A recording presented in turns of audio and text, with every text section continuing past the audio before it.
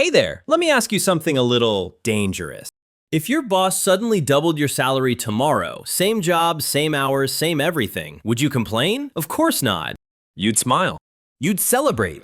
You'd maybe buy something you've been responsible about not buying. It would feel amazing.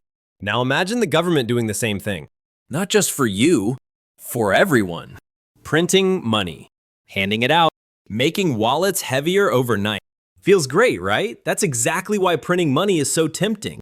Let me introduce Bob. Bob is a government. Yes, Bob wears a suit now. Bob has a problem. People are angry. The economy is slow. Businesses are struggling. Unemployment is rising. Bob looks at the situation and thinks, wow, everyone needs money. Bob could raise taxes, but people already hate Bob. Bob could cut spending, but that makes things worse. So Bob chooses the option that feels nice. Bob prints money. Not with a cartoon printer that goes brrr, but with digital entries. New money appears. Bob sends checks. Funds programs.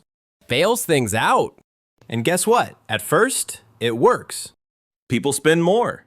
Businesses survive. Markets calm down. Bob looks like a hero. This is why printing money feels good at first. It's like giving painkillers to an economy with a broken leg. The pain goes away. Everyone relaxes. But the bone is still broken. Now let's zoom in on Alice. Alice receives some of this newly printed money. Her bank balance goes up. She feels richer. She goes to the store. But the store has the same amount of stuff. Same bread, same phones, same houses. More money's chasing the same things. At first, nothing seems wrong. But slowly, prices start creeping up. Not all at once. Not dramatically. Just a little. Coffee costs more. Rent goes up. Groceries feel heavier. Alice doesn't connect this to money printing. She just feels like life got more expensive. And here's the sneaky part. When money is printed, it doesn't hit everyone at the same time. It enters the system at specific points. Government spending, banks, financial markets. The people closest to those points feel rich first. They buy assets, stocks, houses, investments. Prices of those things go up. People who don't own assets, they feel it later, through higher costs. This is why printing money feels good, but uneven. It's like pouring water into a slanted cup. One side fills fast. The other barely gets wet. Now let's go back to Bob. Bob sees prices rising. People complain. Bob thinks, that's weird. But the economy is still moving.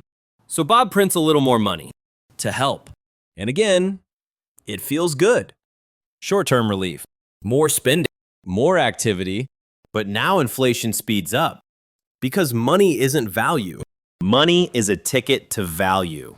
Printing more tickets doesn't create more seats. Eventually, people notice. Alice goes back to the store. Her paycheck is bigger, but her cart is smaller. She's confused. She thinks she's doing something wrong. She budgets harder, works more, but the feeling doesn't go away. This is when inflation becomes emotional. People don't say inflation is rising. They say, I don't feel rich anymore. Now here's the part governments don't love to talk about. Printing money is politically painless at first. No one gets a tax bill. No one votes against it. No one fully understands it. Inflation, on the other hand, feels like betrayal. Same numbers, different reality. So why do governments keep doing it? Because the benefits are immediate and the costs are delayed. Bob prints money today. Bob looks good today. The consequences show up later, often after elections, often blamed on something else. Greedy companies, supply chains, foreign events. Printing money is like eating dessert for dinner. Amazing right now. Regret later. Now let's clear something up. Printing money isn't always bad. Sometimes it's necessary. During crises, when everything freezes, money printing can stop a collapse. The problem isn't the medicine. It's the dosage. And the timing. And whether anyone fixes the broken leg afterward. If money printing is used to buy time while real problems are solved, it works. If it's used to avoid hard decisions, it backfires. Because inflation doesn't show up immediately. It sneaks. And once it gains momentum, it's hard to stop without causing pain. raising interest rates, slowing the economy, increasing unemployment, which feels terrible. So the same tool that made everyone feel good at first ends up making everyone feel worse later. Now here's the really uncomfortable truth. Printing money teaches people bad habits. Governments get used to easy fixes. Markets expect rescue. Investors take bigger risks because they believe more money will show up. Until one day, it doesn't. Or it shows up and nobody wants it. That's when confidence breaks. Money only works if people trust it will hold value. Once that trust cracks, printing more makes things worse. It's like trying to fix a leaking boat by adding more water. And here's the psychological twist. People don't notice inflation as a policy. They experience it as personal failure. I should be doing better. I must be bad with money. But often the system changed around them. The money supply grew. Prices adjusted. Wages lagged. And suddenly, life feels harder for reasons that feel invisible. This is why printing money is so seductive. It creates a sugar high. Everything feels fine. Until it doesn't. And by the time it doesn't, the cause feels far away. Which brings us to the moment every economy eventually reaches. The moment where printing money stops feeling good and starts feeling dangerous. Because once prices rise too fast, once expectations change, once people stop believing money will behave tomorrow the way it did yesterday, that's when the real problems begin. And the fixes get painful. Because there's no free way to undo a sugar rush. Only withdrawals. And that's where Bob finds himself next. Staring at an economy that's overheating, prices climbing, people angry, and a choice that suddenly feels a lot less comfortable. And suddenly Bob realizes the party music is way too loud. The room is hot. People are sweating. Prices are racing ahead of wages. And now Bob has a problem. If Bob keeps printing money, inflation gets worse. If Bob stops printing money, the economy slows down. If Bob tries to reverse course too fast, things break. This is the moment where easy money stops being easy. So Bob does the thing everyone hates. Bob raises interest rates. Think of interest rates like gravity. Low gravity means money floats everywhere. High gravity pulls everything back down. When rates go up, borrowing becomes expensive. Loans slow down. Spending cools off. Money creation shrinks. And this is where the good feelings disappear. Businesses cancel plans. Hiring slows. People with debt feel pressure. Alice notices it immediately.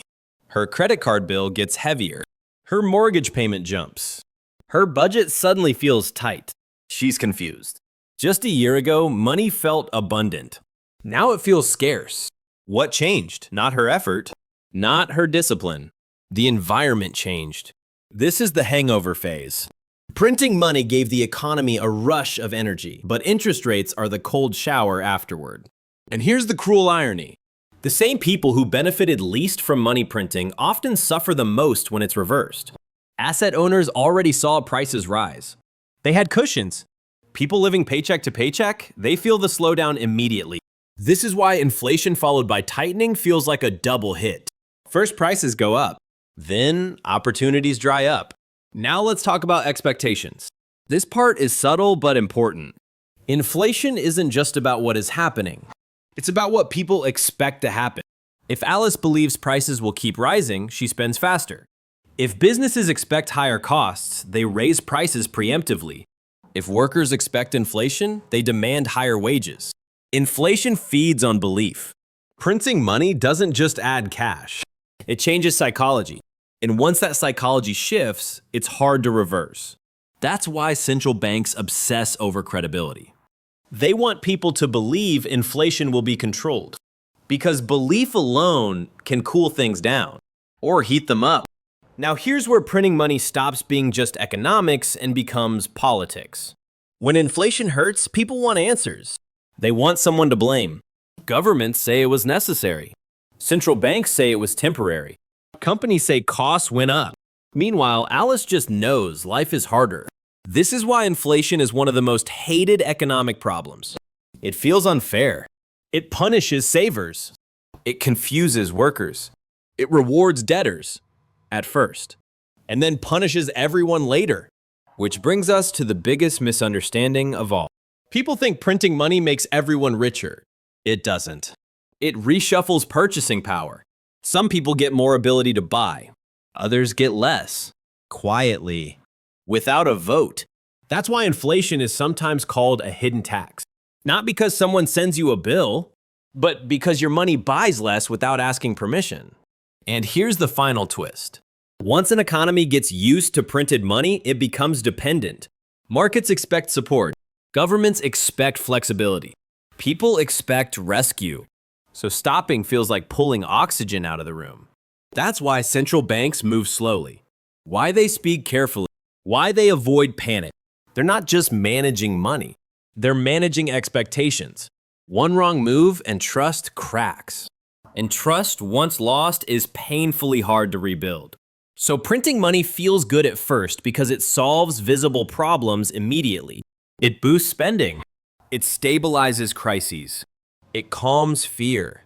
But it creates invisible problems that show up later. Inflation. Distorted incentives. Dependency. It's not evil. It's not magic. It's a powerful tool that trades short-term comfort for long-term complexity. Used wisely, it saves systems. Used carelessly, it erodes them. And the reason this keeps happening is because humans are terrible at resisting things that feel good right now, especially when the bill comes later. So, in conclusion, printing money feels good at first because it injects energy into the economy fast without obvious pain. It boosts spending, calms fear, and buys time during crises. But money printing doesn't create real resources. It changes who gets to buy them first. If overused, it leads to inflation, distorted incentives, and painful corrections later on. The good feeling fades, and the hangover hits. Understanding this doesn't mean money printing is always bad.